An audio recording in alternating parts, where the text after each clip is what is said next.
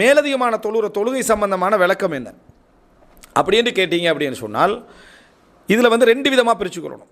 ஒன்று, எண்ணிக்கை என்று தொழுகிறதாக இருந்தால் ஹதீஸில் வந்தது 11 தான். எண்ணிக்கை இல்லாமல் ஒருத்தர் தொழலாமா இல்லையாண்டத்தில் கருத்து முரண்பாடு இருக்குது.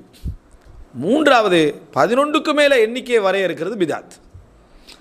11க்கு மேலே ஒரு எண்ணிக்கையை வரையறுத்து சமுதாயத்துக்கு அடையாளம் காட்டுறது. 11க்கு மேலே தொழலாம்னு ஒருத்தர் கருதினாரண்டா, அவர் அந்த விளக்கம் அவருக்கு பெற்றுட்டேன்டா, அவர் என்ன செய்யணும்? 15 தொழு 18 தொழு இப்படி. ஆனால் மக்களுக்கு கொண்டு போய் என்ன 23 அப்படின்னு ஒன்றை நடைமுறைப்படுத்தி அதையே வளமையாக தொழுதுட்டு வர்றது பிதாத்தா இல்லையா? மிக தெளிவான பிதாத். அதில் எந்த ஒரு சந்தேகப்பட வேண்டிய அவசியமும் இல்லை. காரணம், ரசூல்லாங்க 11 தொழுதுட்டு இருக்க 23 என்ற ரக்காத்தை அறிமுகப்படுத்தி அதை உலகம் ஃபுல்லாக கடைபிடிச்சி அதை ஒரு ஃபோமேட்டாக மாற்றுறது எவ்வளோ பெரிய பிதாத். அது ஒரு பிதாத்தான நடைமுறை, சந்தேகமே கிடையாது. என்ன சொல்லலாமண்டா, இஜ்திஹாதுக்குரிய நம்ம எதை சொல்லலாமண்டா, 11க்கு மேலே தொழலாமா இல்லையான்றதை இஜ்திஹாதுக்குரியது என்ன செய்யலாம், சொல்லலாம். நமக்கு 11 ரக்காத்து வந்து ரசூல் ஸல்லல்லாஹு அலைஹி வஸல்லம் மிக தெளிவாகி கூட்ட மாட்டாங்கன்னு அதில் இந்த சுன்னால நம்ம உறுதியாக நின்றுவோம். 11 அது மற்றதை பிழை என்றுவோம். ஆனால் மற்ற சகோதரர்கள் என்ன சொல்கிறாங்கன்னா, ரசூல்லாங்கள்ட்ட வந்து இரவு தொழுகை எத்தனை என்று கேட்டாங்க. அப்போ அந்த வந்தவருக்கு ரசூல்லாங்க 11 இல்லை எல்லாம் எதுவுமே என்ன செய்யலை, விளங்கப்படுத்தலை. ரசூல்லாங்க என்ன சொல்கிறாங்க, 2 தொழுங்கன்ட்டாங்க. 2 தொழுங்கன்றவர் எப்படி விளங்குவார்? அவர் 14 விளங்கலாம், 20 விளங்கலாம், 24 விளங்கலாம், 30 விளங்கலாம். ஃபஜ்ரை பயந்தீங்கன்னா வித்திரு தொழுங்கன்றாங்க. ஃபஜ்ரை பயந்தீங்கன்னா வித்திரு தொழுங்க அப்படின்னா ஒற்றைப்படுத்திக்கங்கன்றாங்க. இவர் வந்து 32 தொழுதுட்டு 1 தொழுதாலும் ரசூலாங்க சொன்னதுக்கு என்ன முரண் இல்லை, ரசூலாங்க சொன்னதுக்கு முரண் இல்லை என்ற அது ஒரு பலமான வாதம், சாதாரண வாதமும் அல்ல, ஒரு பலமான வாதத்தை வைக்கிறாங்க. அதனால தான் நம்ம என்ன சொல்கிறோம்னா, ஒரு கருத்து முரண்பாடு உள்ள விஷயம் இது. இந்த கோணத்தை புரிஞ்சு கொண்டு அந்த மனிதருக்கு சொல்லப்பட்டதை வைத்து இதுதான் அப்படி என்று தொழலாம் என்று சொல்கிறது ஒரு சைடு. ரசூல்லாங்க எப்படி தொழுதாங்கன்னு நம்ம பார்த்துட்டோம் என்று சொன்னால் அதில் ரசூல்லாங்க மாற்றம் இல்லாமல் கடைபிடிச்சிக்கிறாங்க அப்படின்றதையும் நம்ம பார்க்குற டைமில் இது கிட்டத்தட்ட ஒரு ஃபஜ்ருடைய முன்னால் 2 ரக்காத் சுன்னத்தை யார் 4 தொழுதா பிழையண்டுவோம். ஃபஜ்ருடைய 2 ரக்காத் சுன்னத்தை 4 தொழுதா பிழையண்டுவோம். லுஹருக்கு முன்னால் 2 தொழுகிறத 6 தொழுதா என்ன செய்வோம், பிழை என்று சொல்லுவோம். அதே போல் மகரிபுக்கு பின்னால் 2 ரக்காத் சுன்னத்து இருக்கிறது யாரெல்லாம் 4 தொழுதோம்னா பிழை என்று சொல்லுவோம். அப்படி அந்த மாதிரி ரசூலாங்க இதை கடைபிடிச்சிக்கிறாங்க தொடர்ந்து. எனவே நாங்கள் வந்து அதில் எப்படி பிழை என்று சொல்கிறோமோ அதே மாதிரி இதையும் என்ன செய்கிறோம், நம்ம பிழை என்று சொல்கிறோம். 12க்கு மேலே என்ன செய்யக்கூடாது, தொழக்கூடாது. அதே நேரம் 11க்கு மேலே தொழலாமா இல்லையான்ற கருத்து முரண்பாடு ஒரு நியாயமான ஒரு கருத்து முரண்பாடு. அந்த கருத்து முரண்பாட்டுக்கு ஒரு வலு இருக்குது.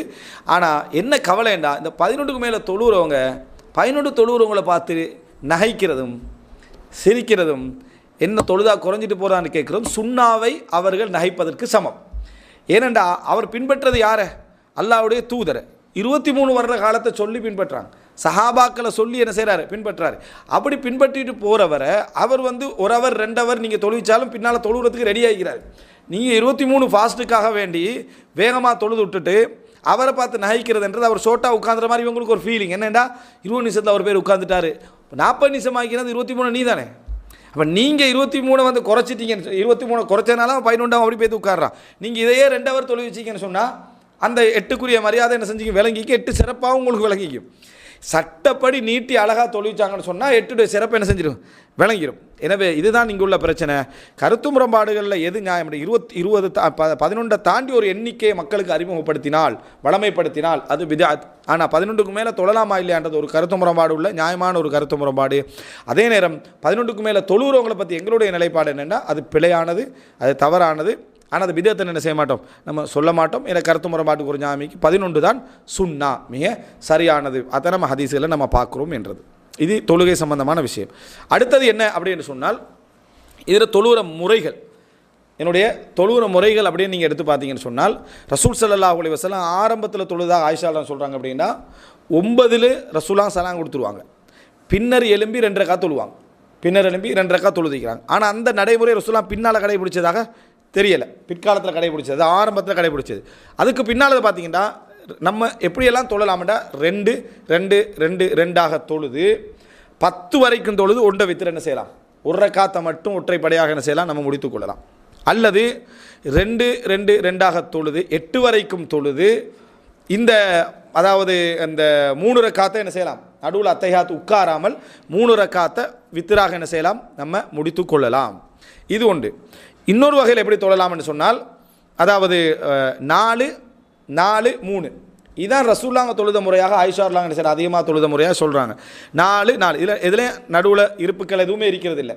அத்தஹியா திருப்பு மட்டும் இருக்கிறது இல்லை. மற்றபடி என்ன 4 ரக்காத் தொழுவது, இடைவெளி வரும், 4 ரக்காத் தொழுவது, மறுபடி 3 ரக்காத் தொழுவது. இன்னொரு வகையில் என்ன அப்படின்னு சொன்னால் 11 ஒரேடியாக தொழுவது. 10 அத்தஹியாத் இருக்கணும். 11 ஒரேடியாக தொழுவது. 10 நம்ம அத்தஹியாத்து இருந்து எழும்பிடணும். 10 அத்தஹியாத் இருந்து, அதான் நம்ம நடு அத்தஹியாத்துன்னு சொல்கிறோமே, அது 10 இருந்து எழும்பி 11 ரக்காத்தில் என்ன செய்கிறது? தொழுது சலாம் கொடுக்குறது. அடுத்தது ரசூல் ஸல்லல்லாஹு அலைஹி வஸல்லம் ஒரேடியாக 9 தொழுதிக்கிறான். இந்த 9 என்ன செய்யணும்? 8 அத்தஹியாத் இருந்து 9 என்ன செய்கிறது? சலாம் கொடுக்குறது. அப்போ ரசூலா 7 தொழுதிக்கிறாங்க. அப்படின்னா என்ன? 6 அத்தஹியாத் இருந்து 7 என்ன செய்யணும்? நம்ம சலாம் அதாவது கொடுக்க வேண்டும். 5 தொழுதிக்கிறாங்க. 4 அத்தஹியாத் இருக்கக்கூடாது. வணங்கிட்டா 5 3 வித்தியாசம். 3 5 வித்தியாசம். ஒற்றைப்படையாக தொழுத மாட்டான். 3 தொலை போகிறோம், 3 தான் தொலை போகிறோம்னா நடுவில் அத்தஹியாத் இல்லை. 5 தான் தொலை போகிறோம்னா அத்தஹியாத் என்ன நடுவில் இல்லை, கடைசி அத்தஹியாத் மட்டும் தான். 7 9 11 தொலை போகிறோம்னா முந்தின ரக்காத்தில் என்ன செய்யணும்? நம்ம அத்தஹியாத்தில் உட்கார்ந்துட்டு எழும்பி தொழ வேண்டும். இது ஒரு அம்சம் ரசூலுல்லாஹ் தொழுத முறைகளில். அடுத்தது என்ன அப்படின்னு சொன்னால், ரசூலுல்லாஹி ஸல்லல்லாஹு அலைஹி வஸல்லம் அவர்கள் சில பொழுதுகளில் இந்த இரவு தொழுகையில் இருந்து தொழுவாங்க. முடியாட்டி இருந்து தொழுவார்கள். இருந்து தொழுது 50 ஆயத்துக்கள் எஞ்சி இருக்கிற நிலையில், வசனத்தை பாருங்கள், 50 ஆயத்துக்கள் எஞ்சி இருக்கிற நிலையண்டா நமக்கு 50 ஆயத்து ஓதுறதும் இல்லை. 50 ஆயத்துக்கள் எஞ்சி இருக்கிற நிலையிலேண்டு வருது. 50 ஆயத்துக்கள் எஞ்சி இருக்கிற நிலையண்டா ஒரு பக்கத்துக்கு 10 வச்சாலும் 5 பக்கம், 5 பக்கம் எஞ்சி இருக்கிற நிலையில். அப்படின்னா எவ்வளோ பக்கம் ஓதிப்பாங்க? 5 பக்கம் எஞ்சி இருக்கிற நிலையில் எழும்பிடுவாங்க. சொல்லுவாங்க உட்கார்ந்து தொழுதுட்டிப்பாங்க, எழும்பிடுவாங்க. எழும்பி நின்று என்ன செய்வாங்க? அந்த 50 வசனத்தையும் என்ன செய்வாங்க? ஓதி முடிப்பாங்க. அந்த 50 வசனத்தை ஓதி முடிச்சுட்டு ருக்கு சுஜூது செய்வார்கள். அப்போ எனவே இரவு தொழுகையில் ஒருவர் முடியாது விட்டால் இருந்து தொழுது பின்னர் எழும்பி தொழுகிறது என்னது? அனுமதி. இருந்தே தொழணும் என்றது அல்ல. அப்படின்றது இந்த செய்தியிலேருந்து நம்ம தெரிஞ்சுக்கொள்கிறோம். முழு தொழுகையும் இருந்து தொழலாம், அது பிழையில். இரவு தொழுகை கடமையான தொழுகை தான், கட்டாயம் நின்று தொழணும். இரவு தொழுகை பொறுத்த இருந்து முடியாது விட்டால் இருந்தும் தொழலாம். ஆனால் இருந்துட்டு எஞ்சிய வசனங்களை எழும்பி ஓதிட்டு ருக்கு செய்கிறதும் மார்க்க ரீதியாக அனுமதிக்கப்பட்டது அப்படின்றத நம்ம இதில் பார்க்குறோம். அடுத்தது ரசூல் ஸல்லல்லாஹு அலைஹி வஸல்லம் அவர் இரவு தொழுகையை பிரித்து தொழுதார்களா? உதாரணமாக 2 தொழுகிறது, புறம் தூங்குறது, பிரித்து தொழுகிறது, இது சம்பந்தமான நேரடியான செய்திகள் எதுவும் இல்லை. ஆனால் பிரித்து தொழுவதில் தவறு இல்லை. பிரித்து தொழுகிறதுல தவறு இல்லை. ஏன்னா ஒன்றோடொன்று தொடர்பற்ற தொழுகையாக இருந்தாலும் சரி, நேரம் இருந்தால் நமக்கு என்ன செய்யலாம்? பிரித்து. உதாரணமாக 20 நிமிஷம் லுஹருக்கு முன்னால் நமக்கு டைம் கொடுத்தாங்கண்டா நம்ம 2 ரக்காத் சுன்னத் தொழுட்டு ஒரு வேலையை முடிச்சுட்டு வந்து இன்னொரு 2 ரக்காத் சுன்னத் தொழுகிறது என்னது? பிழை அல்ல. அதுபோல தான் தராவிகளை ஒருத்தர் ஆரம்பத்தில் ஒரு 4 ரக்காத்தை தொழுதுட்டு தூங்கிடுறார், அதுக்கு பின்னால் எழும்பி தொழுகிறார், இது ஓகே. ஆனால் ஜமாத்தை பிரிக்கக்கூடாது. ஜமாத்தை என்ன செய்யக்கூடாது? நாம் பிரிக்கிறது வேறு, நம்ம தனிப்பட்ட தொழுகிறவரை பிரித்து தொழுகிற வேறு. ஜமாத்தை பிரித்து தொழக்கூடாது. அது சரியான வழிமுறை அல்ல. உமர் இப்னுல் கத்தாப் ரலியல்லாஹு அன்ஹு காலத்தில் தான் அது ஏற்படுத்தப்படுது. அது அப்படியே நம்ம என்ன செஞ்சிடணும்? ஃபாலோ பண்ணிடணும். அது பிழையான. இப்போ என்ன செய்கிறாங்கடா? கியாமுல் லைல் தொழணுன்றதுக்காக வேண்டி 4 ரக்காத்தை இப்போ தொழுதுட்டு மற்ற நாளை பிந்தி போட்டுடுறாங்க. பிழையான ஒரு நடைமுறை. ஒன்றில் தொழுகிறவங்க அதில் போய் சேரணும். இந்த நாளை வீட்டில் தொழுதுட்டு அதில் போய் சேர்ந்துடும். அப்படி தொழுதாங்கன்னு சொன்னால் அவங்க செய்கிறது பிழை. அப்படி தொழுதா அவங்க என்ன செய்யணும்? முழுசாகவே உண்டை என்ன செய்யணும்? இரவில் வைக்கணும். அல்லது இசாகுப்புறம் ஆரம்பித்து இரவு வரைக்கும் என்ன செய்யணும்? போகணும். அது செய்ய போகிறது இல்லையே. அப்படி இல்லைன்னா அப்போ என்ன செய்யணும்? நம்ம அவங்க மாற்ற மாட்டாங்கடா. நாங்கள் வீட்டில் நாளை தொழுதுட்டு அவங்க பிந்தி தொழுவாங்களே நாள், அதை ஜமாத்தோட தொழுண்ட ஆசைண்டா அதுக்கு அங்கே போய் என்ன செய்யணும்? நம்ம தொழுது கொள்ள வேண்டியதான். இந்த மாதிரி பிரித்ததுக்கான ஆதாரம் என்ன? ஜமாத்துகள் அப்படி பிரித்து தொழப்பட்டதுக்கான வழிமுறை வேண்டி இல்லை. அப்போ அதனால் அந்த மாதிரி ஒரு விளக்கத்தில் ஏற்படுத்துறதுக்கு நம்ம உமர் இப்னுல் கத்தாப் ரலியல்லாஹு அல்ல, நம்ம உமர் ரலியல்லாஹுவோட ஃபிக்ஹுகளையும் இல்லை. உமர் ரலியல்லாஹுவுக்கு நமக்கு புரியாத விளக்கங்களும் புரியும். ரசூல் அவங்களோட இருந்தவர் இது எந்த அளவில் மார்க்கத்தோட மோதாதுன்னு நம்ம தெரியும். அப்போ நம்ம இல்லாதொன்று நம்ம ஏற்படுத்தப்படாது. இது ஒரு விதத்து தான்.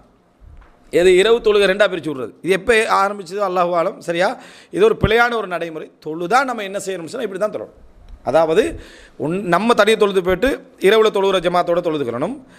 உண்மையில் அவங்க என்ன செய்யணும்னா கண்டினியூவாக தொழணும். ஒன்று நைட்டில் தொழணும், அல்லது இஷாவில் தொழுது ஆரம்பித்து நைட் வரைக்கும் முடிக்கணும். அப்படி தான் தொழணும். பிரிக்க